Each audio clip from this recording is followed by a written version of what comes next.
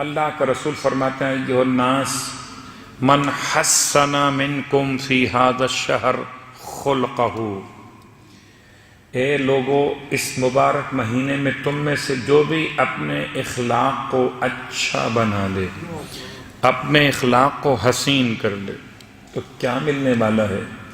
کان لہ بذالک جواز علی الصراط، اس کے لیے ہے اس دن ایک اجر و ثواب، جبکہ پل صراط پر سے گزرنے کا اجازت نامہ اس کے پاس ہوگا، اس کے اخلاق عمدہ ہوں گے۔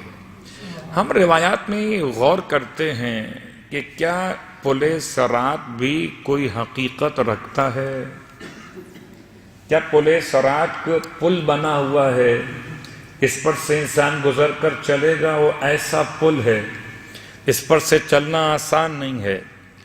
یا کوئی ایسی امتحان گاہ روز قیامت ہے کہ جہاں جو اپنے آپ کو جہنم سے بچا گیا اور جنت میں پہنچا گیا وہ کامیاب ہو گیا؟ پل صراط کی وضاحت کیا ہے؟ اور پھر معصوم کا فرمان کہ مولائے کائنات علی ابن ابی طالب علیہ السلام کی ولایت و محبت،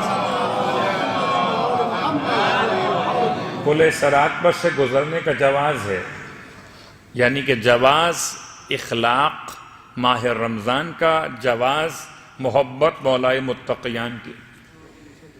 اور تیسرا جواز جو انشاءاللہ خدا ہم سب کو نصیب کرے، وہ 3 کتابوں کا حوالہ، کتاب وسائل شیعہ ہو، کتاب بحار الانوار ہو، یا عوالم العالم کتاب کا نام ہو، اور اللہ کے رسول ارشاد فرمائیں امام مجتبیٰ علیہ السلام کی قبر مبارک کی زیارت کے ثواب کے بارے میں، کہ جو جنت البقیع میں قبر مجتبیٰ کی زیارت کرے، تو جنت البقیع میں امام حسن علیہ السلام کی قبر مبارک کی زیارت کرے، اس دن اس کے قدم مضبوط ہوں گے، اس دن قیامت کے میدان میں لوگوں کے قدم ڈگمگا رہے ہوں گے۔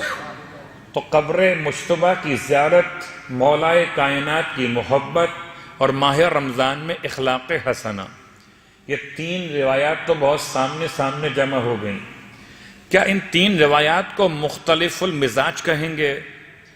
مولا کی محبت کچھ اور بناتی ہو، مجتبیٰ کی قبر کی زیارت کچھ اور سمجھاتی ہو، اور اخلاقیات انسان کو کہیں اور لے جاتے ہوں، تو یہ تکلیف مالا یطاق ہو جائے گا کہ ایک دہانی طرف، ایک بائیں طرف، ایک سامنے کی طرف۔ لیکن کمال عشق آل محمد کا پیغام یہی ہے کہ 3 باتیں ہیں مگر پیغام ایک ہے، ثواب 3 طرح کے مگر تینوں کا عنوان ایک ہے۔